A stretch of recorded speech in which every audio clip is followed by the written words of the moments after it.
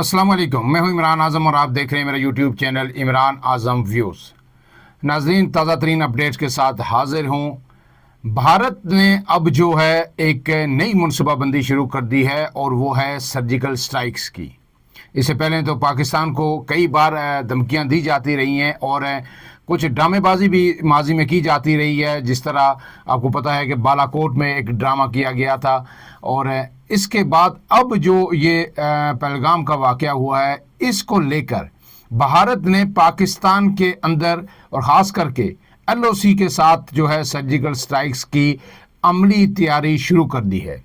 उस हवाले से एक बड़ी खबर जो अब आई है, सिक्योरिटी ज़राए ने जो हमें बताया है, वो ख़बर ये है कि उसके लिए इसराइल से बाकायदा जो तकनीकी मावनत है वो हासिल कर ली गई है और फौरी तौर पर तकरीबन 20 से ज़ायद जो इसराइली एहलकार हैं, जो तकनीकी जो सामान है उससे लैस हैं, वो मकबूजा कश्मीर के अंदर पहुँच चुके हैं। और अब भारत उनके साथ मिलके हिकमत अमली ये तय कर रहा है कि किस तरह जो है जदीद टेक्नोलॉजी का इस्तेमाल करते हुए पाकिस्तान के अंदर जो है वो सर्जिकल स्ट्राइक्स कर रहे हैं। क्योंकि भारत को जो है फरवरी 2019 का पूरी तरह पता है कि किस तरह हमने एक कोशिश की थी, एक नाकाम कोशिश की, और उसका जवाब जो फिर हमें मिला वो भारत को भी याद है और पूरी दुनिया को भी पता है। और जो इसराइल का गठजोड़ है भारत के साथ, इसराइल को भी समझ आ गई थी कि पाकिस्तान की एयरफोर्स, पाकिस्तान की मुसल्लह अफवाज किस हद तक वेल इक्विप्ड हैं और वो किस हद तक जो है हमा वक्त तैयार रहती हैं अपनी सरहदों के दिफा के लिए। इसलिए अब जो है ऐसी हिकमत अमली बनाई जा रही है कि पाकिस्तान जो है उसका तोड़ ना कर सके।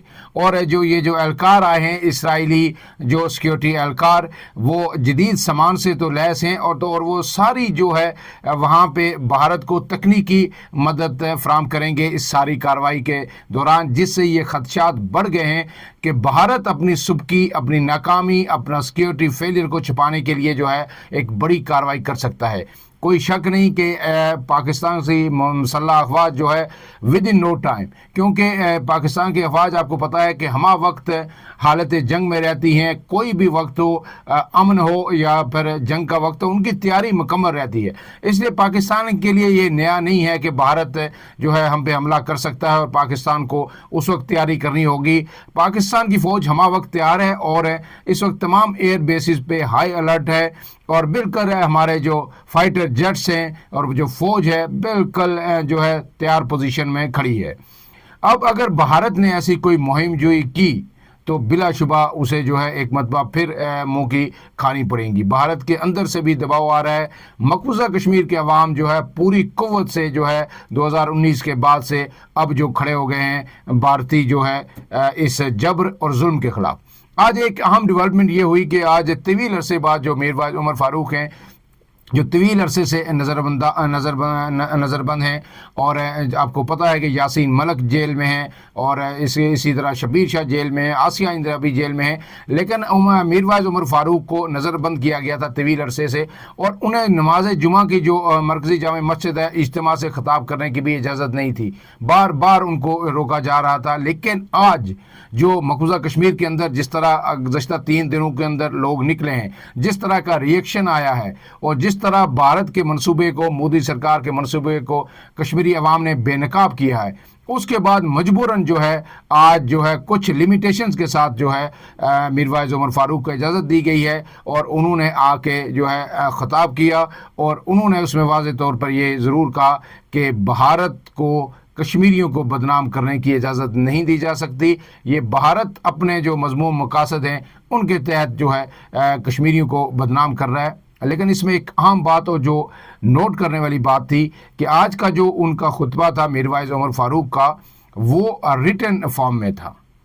शायद ये पहले से उन्होंने तय किया भारतीय सिक्योरिटी हुकाम के साथ या उनकी कोई कदगन थी, उसमें जो है उन्होंने ये रिटन जो एक खुतबा था वो पढ़ा।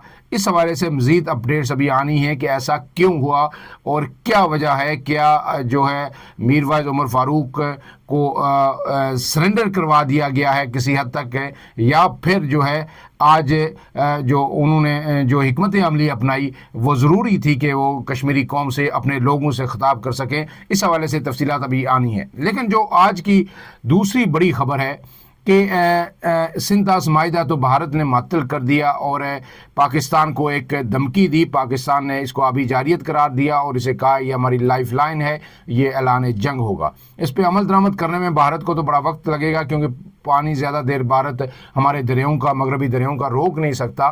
لیکن اس سے بڑی جو تشویش کی خبر بھارت کے لیے ہے وہ چین نے بھارت کو ایک بہت ہی کرارا جھٹکا دیا ہے، اور وہ جھٹکا اب بھارت کی جو ہے نیندیں حرام ہو گئی ہیں. بھارت کو اب سمجھ آئی ہے کہ میرے ساتھ ہونے کیا جا رہا ہے.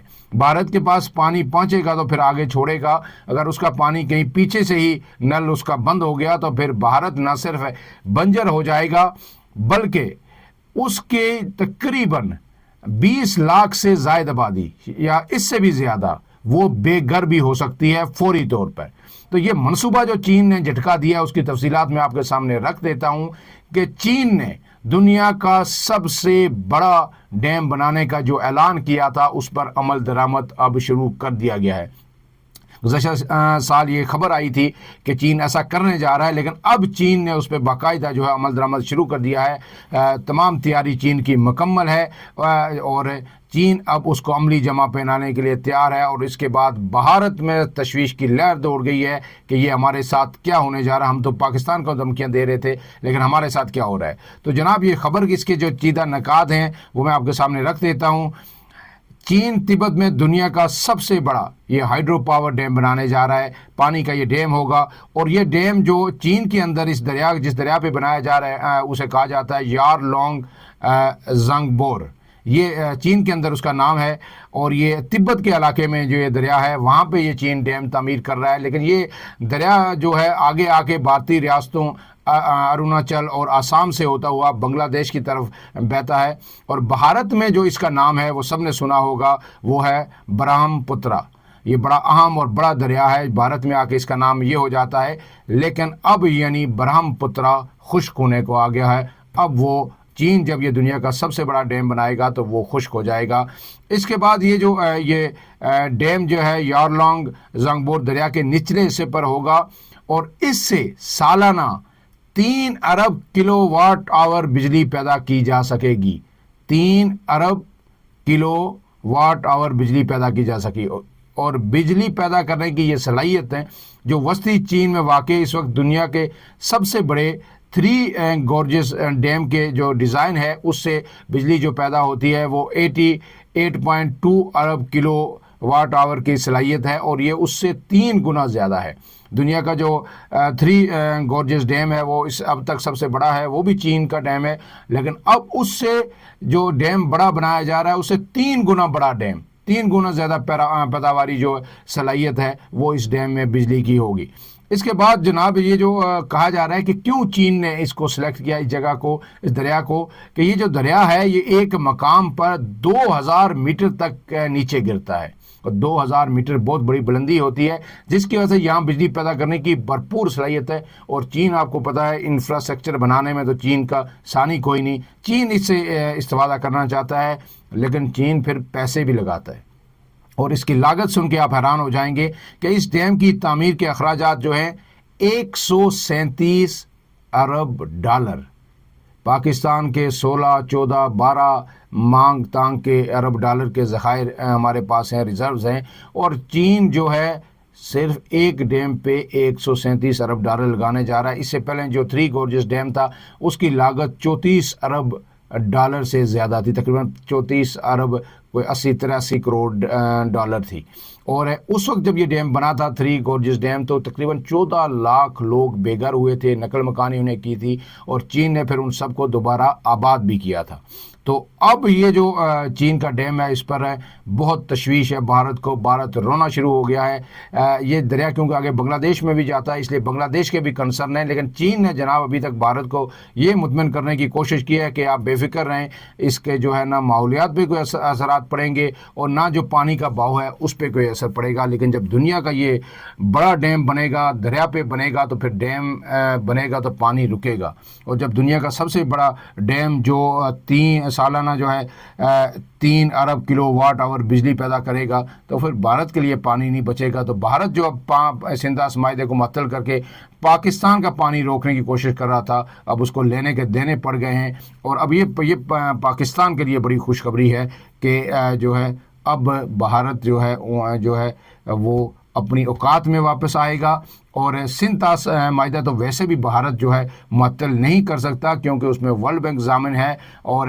اس پہ ہر سال آپ کو پتہ ہے کہ انڈس واٹر کمیشن کے جو لوگ ہیں دونوں طرف کے وہ ملتے ہیں، وہ انسپیکشنز کرتے ہیں، اور اس معاہدے سے اگر عالمی معاہدے سے بھارت بیک آؤٹ کرے گا تو پھر پاکستان نے واضح اعلان کیا ہوا ہے کہ پاکستان شملہ معاہدے سے بھی بیک آؤٹ کر جائے گا، اور پھر اس کے بعد بھارت کے لیے شاید جو یہ کشمیر پہ جو غاصبانہ قبضہ ہے یہ چند دن بھی برقرار رکھنا ممکن نہیں ہوگا۔ اپڈیٹس تیزی سے آ رہی ہیں، صورتحال ڈیولپ ہو رہی ہے، سیکورٹی ذرائع ظاہر ہے وہاں سے محدود بالکل معلومات آتی ہیں، لیکن اس وقت جو صورتحال ہے پورے ملک کے اندر وہ تمام جگہ ہائی الرٹ ہے، سیکورٹی کی سخت صورتحال ہے، اور فوج کو بالکل ہمہ وقت تیار رہنے کے آرڈر دے دیے گئے ہیں، اور یہ کہا گیا ہے کہ GHQ کے کسی آرڈر کا انتظار نہ کیا جائے، جہاں سے بھارت جو ہے کہیں انٹروین کرنے کی کوشش کرتا ہے اسے منہ توڑ جواب دیا جائے۔ یہ خبریں بھی آ رہی ہیں کہ کچھ LOC کے سیکٹرز میں آج دن کو بھارت نے LOC پہ جو جنگ بندی معاہدہ ہے اس کی خلاف ورزی کی، لیکن وہ چھوٹے ہتھیاروں کا استعمال کیا ہے، بڑے ہتھیاروں کا استعمال ابھی تک شروع نہیں ہوا، اگر ہوا تو پھر بھارت کو منہ توڑ جواب ملے گا۔ فی الحال کے لیے اتنا، عمران اعظم کو دیجیے اجازت، اللہ حافظ۔